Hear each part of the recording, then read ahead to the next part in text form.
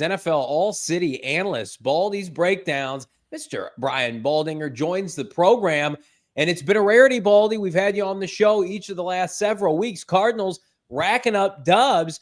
They get a little bit of a reality check with a loss at Seattle, and you're the perfect person to break down this game with for a number of different reasons, but it just really felt like Cardinals got out physicaled by Seattle. Is that an overreaction, or is that what the No, Johnny, you got it right. I mean, they lost right. They had been really winning the line of scrimmage, especially in the run game. And Leonard Williams and Jerron Reed and Byron Murphy, those guys beat them up front. And, they didn't, their double teams weren't knocking people off the ball, and they got out physical up there, whether, they're laid off the ball because of the noise. That was a big part of the fact that they just couldn't put drives together, sustained drives. Defensively, look, they give up one touchdown. They played well. They pressured Geno Smith. They did a lot of good things on that side of the ball. But I thought for the first time, I don't know how long now. I mean, at least since the San Francisco win, they did not win the line of scrimmage up front on the offensive line.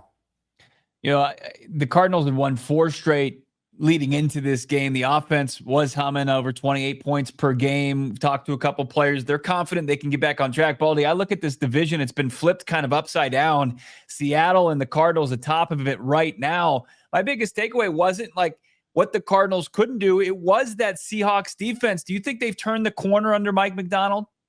Yes, Bo. I've been looking for it.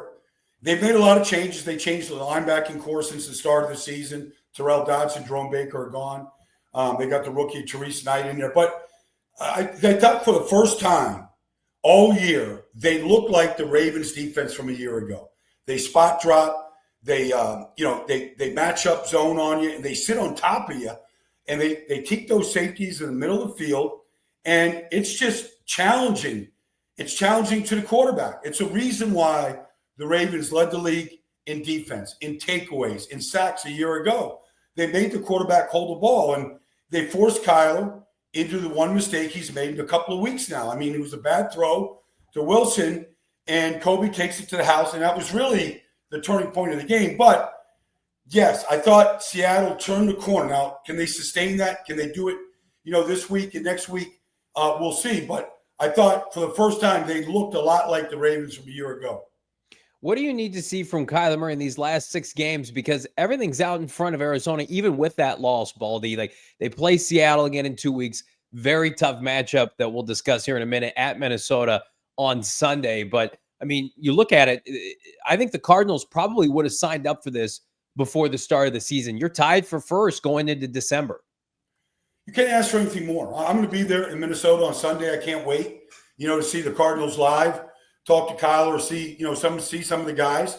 But this is a huge test. I mean, Chicago took Minnesota to the brink last week. They easily could have won that game. So it's not like Minnesota's winning, and they're playing good football, and look at all the stats.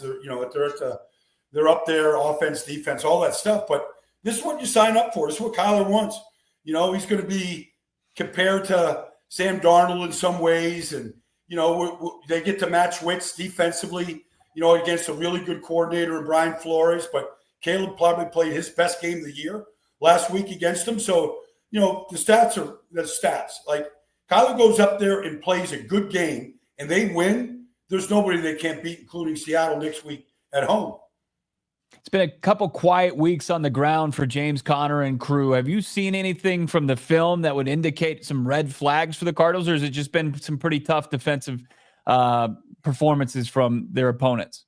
Well, I mean, they've got backups at right guard and right tackle. Mm-hmm. Nobody's going to deny what Tristan Colon is and, what Beachum is at this point in his career. They're back, and they kind of look like backups last week. Now, can they get back to doing some of the things they were doing, running their gut plays and power plays? They can. Minnesota challenges in a lot of different ways.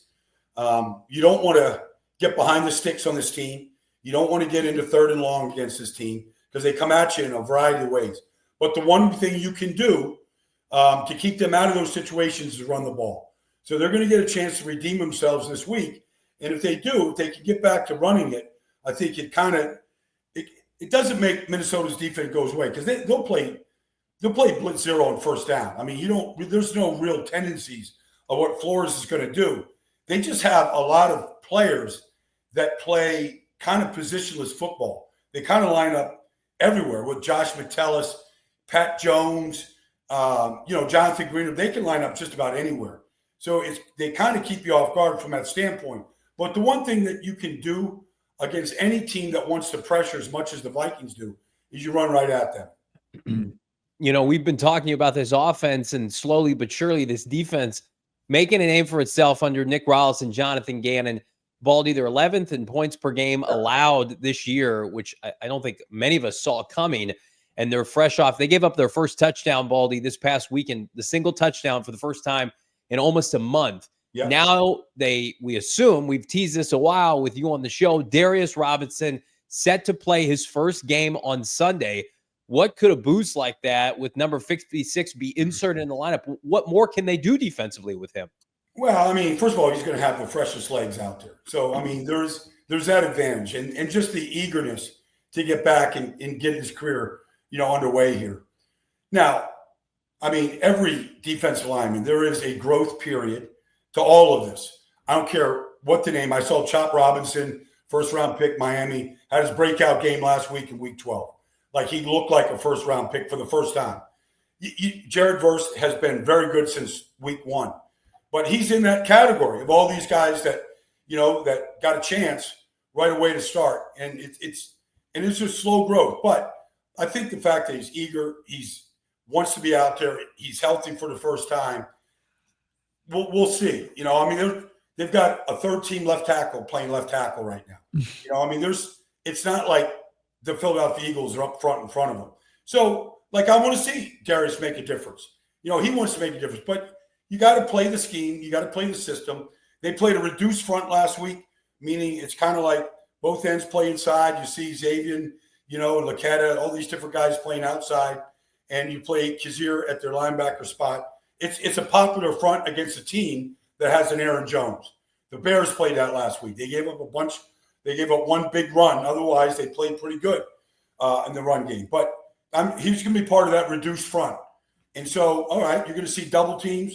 You're going to see, let's see you go stack them up right there, knocked off the ball, and split some of these double teams, It's crazy. I mean, to think about the last time we saw Darius play was in the preseason. You broke it down with us, right after the preseason performance, all 10 plays, and he's going up against the Saints starting offensive line. You've got Penning, you've got Ruiz in there, and he's drawing penalties, and he's, knocking ball carriers back behind the line of scrimmage. I mean, I know he's going to try to keep his lungs, in working order here. What can we truly expect from this player joining this rotation this late in the season? Well, you just want to, at the end of the day, just see him show up. See him in the stat column. All right, tackle for loss behind the line of scrimmage. Affect the quarterback in some way. You want to always trying to get inside push in all these pocket quarterbacks. Sam Darnold is elusive. So if he breaks the pocket, can he spin out of a double team? Can he get to the quarterback, get him down to the ground when that's possible? But play his techniques. I mean, everything starts with your hands, and stack and shed blocks, the basics of stuff.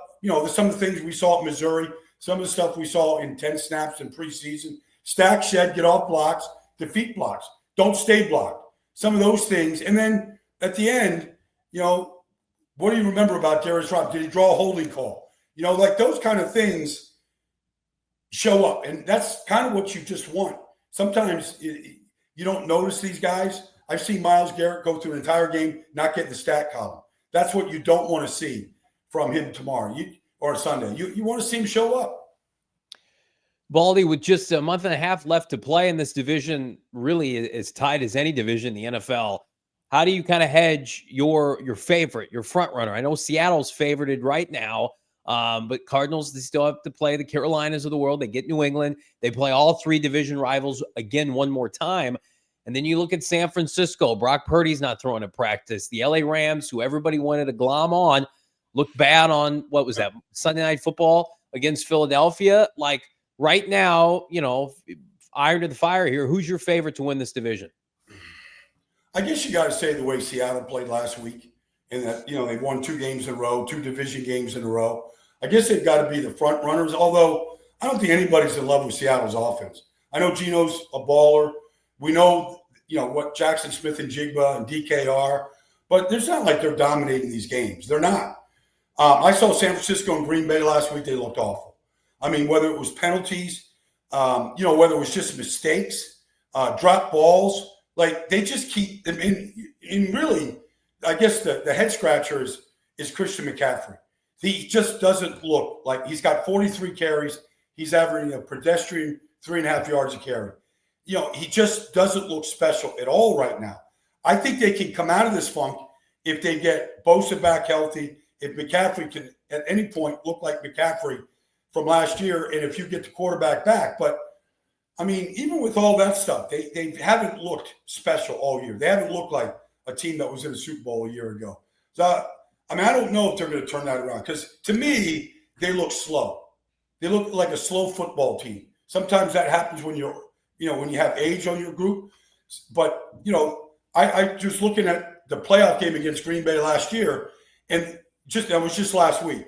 The top 6 defensive linemen from that playoff game are either not there anymore or were hurt, whether it's Bosa and Hargrave or, Armstead's gone and Givens is injured. Top 6 guys from a year ago that was part of a great defense. So I'm not in love with the 49ers, and the Rams got just boat raced last week. And they run into another team that can run the ball like that. They'll run them right out of the gym again.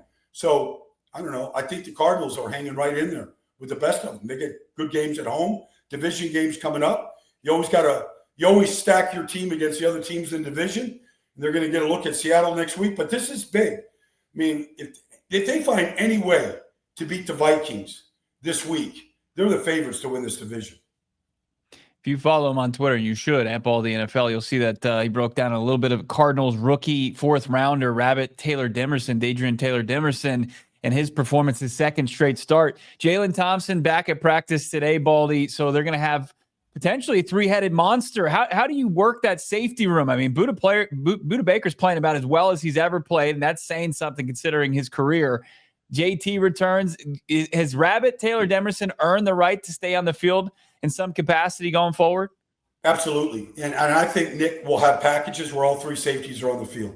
First of all, anytime you're in the red zone, you basically have 3 safeties out there. I mean, you just need to be able to cover and be able to affect the run game when teams will try to run it down there.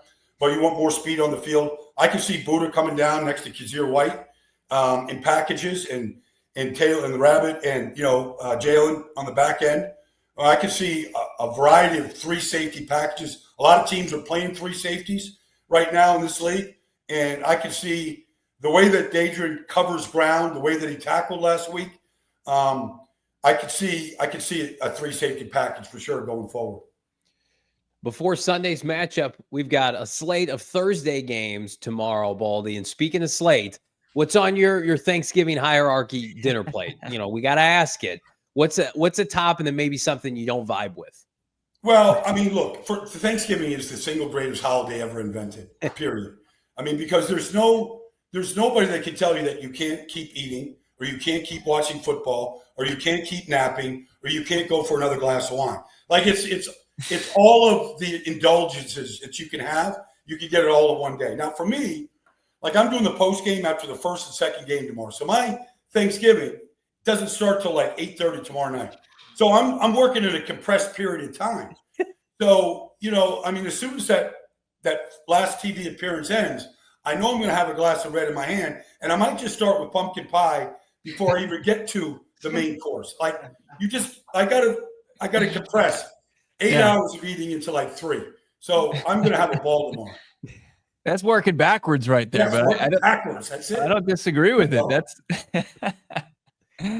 unbelievable strategy. Hey, last question, just because we have the advantage of you being there in Minnesota. I'll be there too. By the way, bring a coat. I'm looking at the forecast. I saw it's going to be like single digits. Yeah, it's going to be brutally cold, bitterly cold. But when you look at this team, who are you most excited to catch up with before the game? Well, sometimes quarterbacks warm up before a game. I always like to talk to the quarterback. Like, I don't know if Kyler's a big warm-up. I haven't seen him in a while. He'll go out there. So if Kyler's out there, I'm going to talk to Kyle. because I used to joke with him. He's from Allen, Texas, and I have a farm in North Texas, not far from Allen. I used to joke with them that in Allen, Texas, they build the football stadium first, and whatever money is left over, then they build a school. They had to rebuild the stadium there. I'm going to go talk to Kyler, James Conner for sure. I'd like to see Darius Robinson if he's out there. I'd like to catch up with Paris Johnson. Certainly Buddha. So there's some guys that I definitely want to say hello to before that game, warming up, just catching up with them. I don't know, Bo. I feel good about the all-city presence and the vibes going into this game. I feel like we've got the advantage over the Vikings. Yeah, if they let me sneak on the field, I'll try to come on down, get that field pass. Let's go, right. Come on. Let's go get on the field. Make sure you're following, of course, on Twitter at Baldy NFL. We're looking forward to the coverage on Sunday. And, of course, tomorrow, the Thursday triple header on Thanksgiving, Black Friday game too. Baldy, happy Thanksgiving. Always great to catch up. Let's catch up after a win on Monday. All right. We'll see you up there in the Great White North on Sunday, Bo, and then I'll catch up with you guys next week.